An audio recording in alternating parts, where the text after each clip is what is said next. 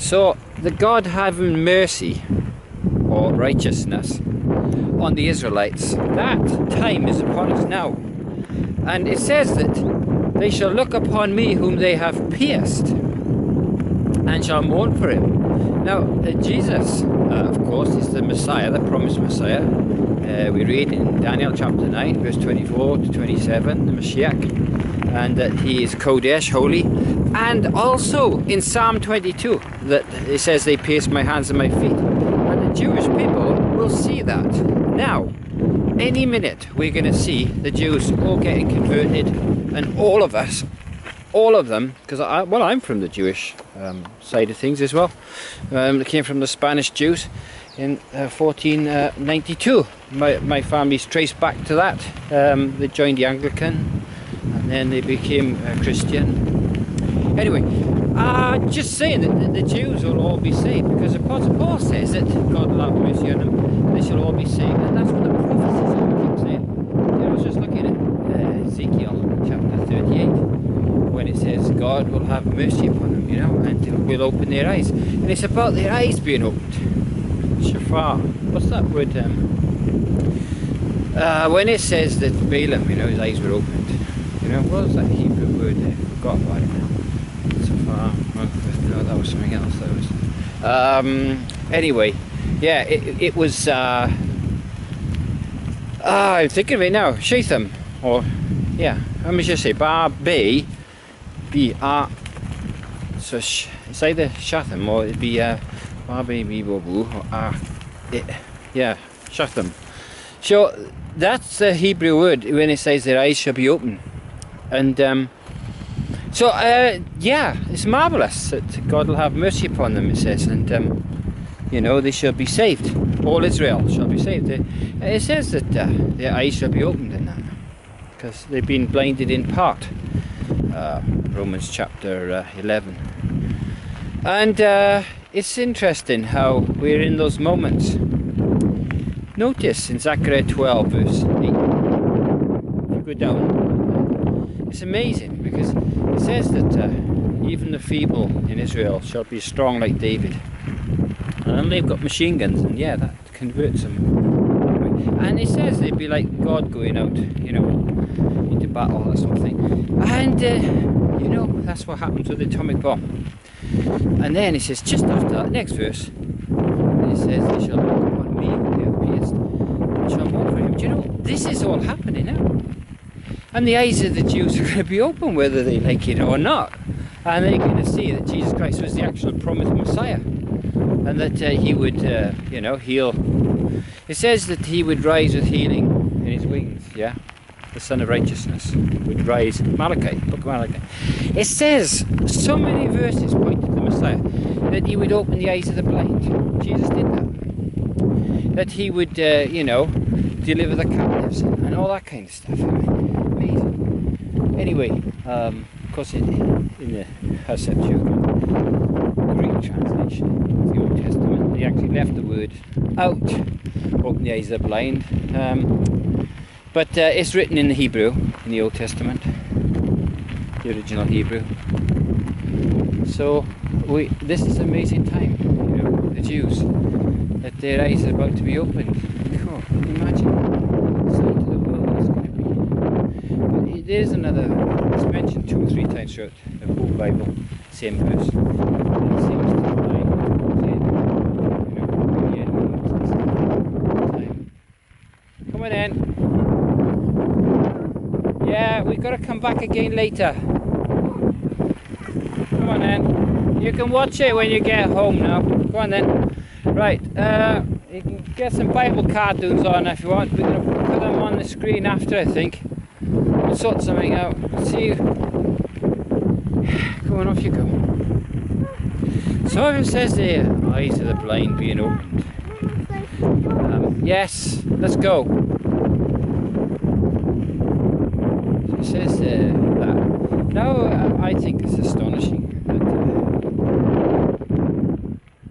God has mercy upon Israel like that, and opens their eyes. And it's amazing that they've been brought back to the land. The Bible prophesied.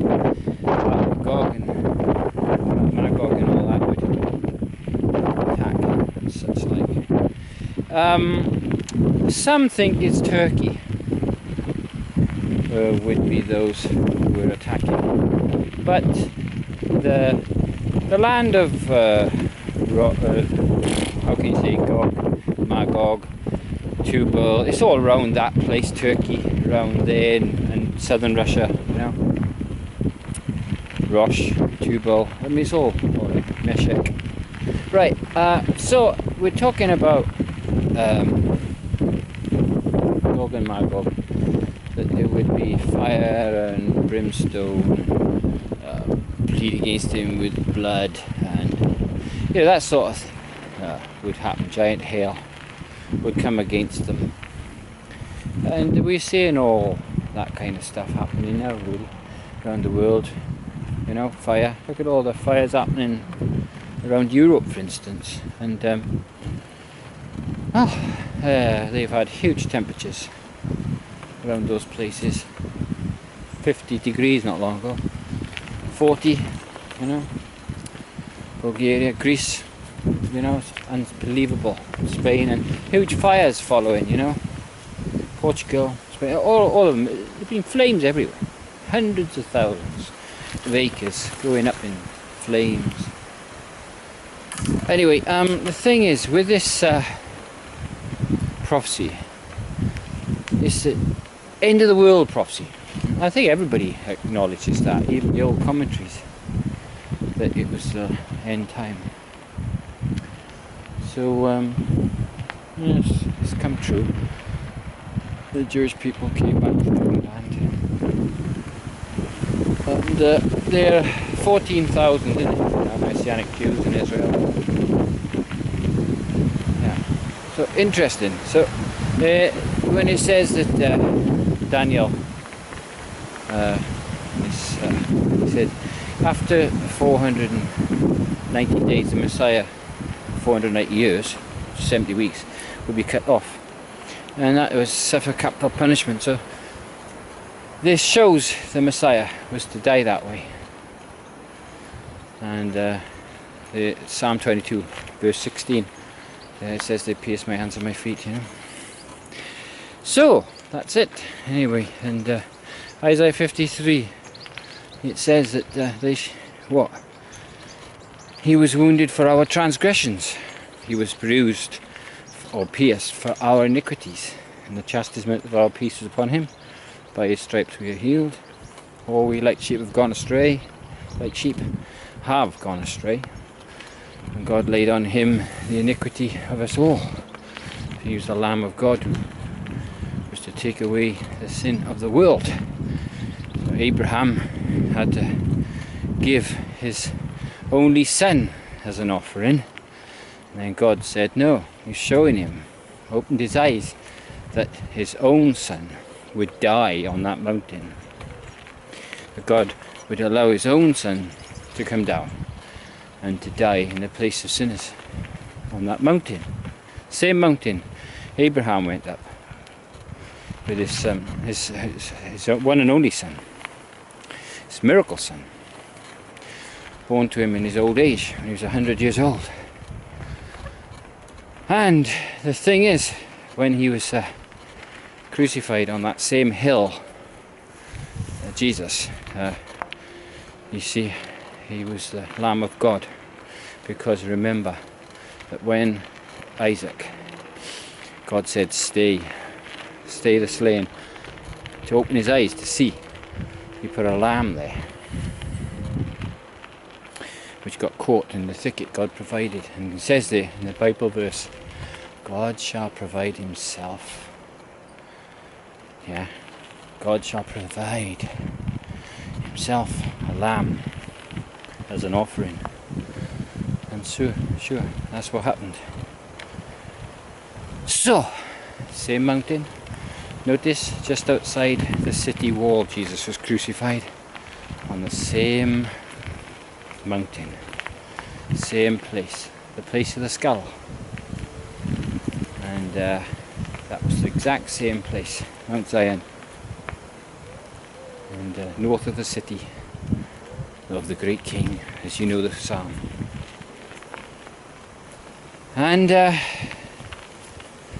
So the thing is it's the same place where they used to throw people down from the cliff, didn't they? And they used to say, "Blessed are those who dash the stone," the kids, whatever, against the stones. That Bible verse, very controversial. And it was eye for eye, tooth for tooth. And the thing is, they used to do it to the Israelites, and the Israelites would do it back. Sowing for a sowing. It says David laid them under the saws. And terrible things went on. That's why God didn't allow David to build a city. Too much blood. Anyway, I gotta go now.